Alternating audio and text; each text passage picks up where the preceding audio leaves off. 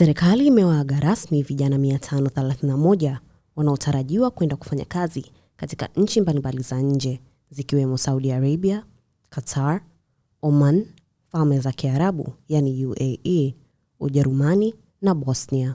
Vijana hao wameagwa na Naibu Katibu Mkuu, Ofisi ya Waziri Mkuu, Kazi, Ajira na Mahusiano, Zuhura Yunus, katika hafla iliyofanyika jijini Dar es Salaam, ambapo wamesema hatua hiyo ni sehemu za juhudi za serikali ya awamu ya 6 katika kufungua fursa za ajira kwa Watanzania kupitia ushirikiano wa kimataifa.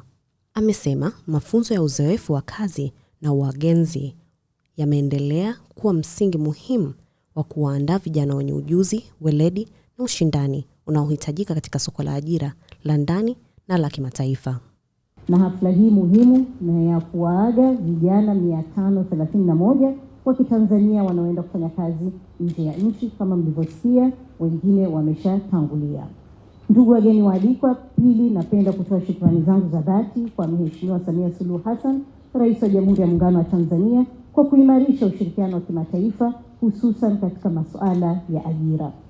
Kupitia ofisi yetu hii ya Waziri Mkuu, Kazi, Ajira na Mahusiano, serikali imejenga na kuimarisha mifumo madhubuti ya kisheria na kitaasisi ya kusimamia ajira za nje ya nchi kwa lengo la kuhakikisha ajira hizo zinakuwa salama, zenye staha na zinaleta manufaa chanya kwa Watanzania mmoja mmoja pamoja na taifa kwa ujumla. Ndugu wageni waalikwa, ili ajira hizi zifanyike kwa ustadi, basi huanzia kwenye mafunzo ya uzoefu wa kazi yanayosimamiwa kwa mujibu wa mwongozo wa taifa wa mafunzo ya uzoefu wa kazi yani internship wa mwaka 2017 na pia mwongozo wa taifa wa mafunzo ya wanagenzi wa mwaka huo 2017.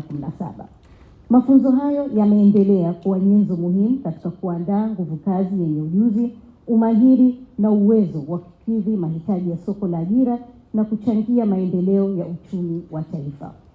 Hapa napenda kutoa shukrani zangu na pongezi kwa ajili wa sekta ya umma na binafsi ambao wameendelea kushirikiana na serikali katika kutoa fursa za mafunzo ya uzoefu wa kazi kwa wahitimu yani internship na mafunzo ya kukuza ujuzi kwa njia ya wanagenzi yani apprenticeship.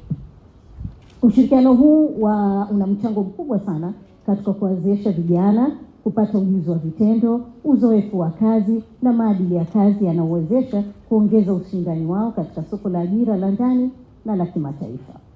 Ndugu wageni waalikwa, napenda pia kusisitiza kuwa vijana wanaonufaika na programu hizi husajiliwa kupitia Ofisi ya Waziri Mkuu, Kazi, Ajira na Mahusiano. Nadhani kama mmegundua, nasisitiza sana, lazima mfuate utaratibu kama ambavyo kina Mwajei walivyoshauriwa, japo wakaidi lakini baadaye alitia akili, si ndio? Ambayo hasa ofisi hii ndio taasisi yenye dhamana ya kuratibu na kuendeleza huduma za ajira na ukuzaji wa ujuzi nchini.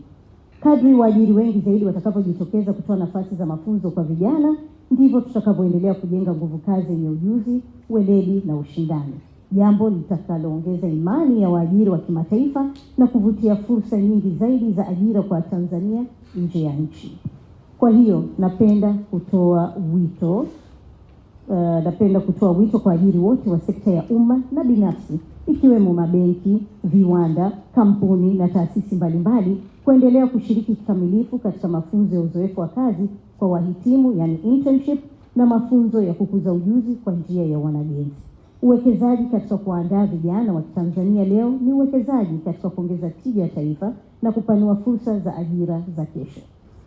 Mafanikio tunayoshuhudia hapa leo ni matokeo ya ushirikiano wa ukaribu, ubunifu katika kusimamia taratibu mbalimbali za ajira, pamoja na dhamira ya dhati kuhakikisha Watanzania wanapata fursa za ajira nje ya nchi kupitia mifumo iliyo salama, yenye uwazi na inayolinda maslahi ya taifa. Mheshimiwa mgeni rasmi, fursa hizi 531 ni matokeo ya juhudi ya serikali ya awamu ya 6 chini ya uongozi wa Mheshimiwa Dr. Samia Suluhu Hassan, Rais wa Jamhuri ya Muungano wa Tanzania, katika kuimarisha ushirikiano wa kikanda na kimataifa na kupanua fursa za ajira kwa Watanzania. Kupitia ofisi yako Mheshimiwa mgeni rasmi, serikali imeendelea kushirikiana na wakala binafsi wa ajira wa kimataifa, balozi zetu na wadau mbalimbali katika kuhakikisha Watanzania wanapata ajira kwa utaratibu ulio rasmi na wa kisheria. Wasafiri jamani, mmefikia hatua ambayo mnaondoka kwa ajili ya kusafiri kwenda kufanya kazi. Wanasema ukitaka kuelewa ubora ulionao wewe, angalia walioko chini yako, sio walioko juu yako. Kwa hiyo mnaondoka nyinyi ni sura ya nchi. Kama ni sura ya nchi, ina maana kwamba mwende kutekeleza majukumu yenu kadiri mtakavyoweza. Mjitahidi, kwa maana ya kujitahidi, kwa sababu wenzetu kwa nini wamefika hapo? Wanasema mimi nitajitahidi kufikia lengo, vinginevyo labda nife. Mfano wa Kiarabu anasema la astasilan na saba au udhari kalmuna. Mambo yote yaliyokuwa magumu nitayafanya mepesi, vinginevyo nifikie hatua ya kifo. CRDB tunaendelea kushukuru wizara kwa ushirikiano mkubwa na uaminifu ambao umeendelea kutupatia benki kupitia kitengo chetu cha diaspora, na ambapo hadi sasa tushapata approval mbili kwa ajili ya watu wa ughaibuni, waajiri 2, na target ya shamba kupeleka watu 2.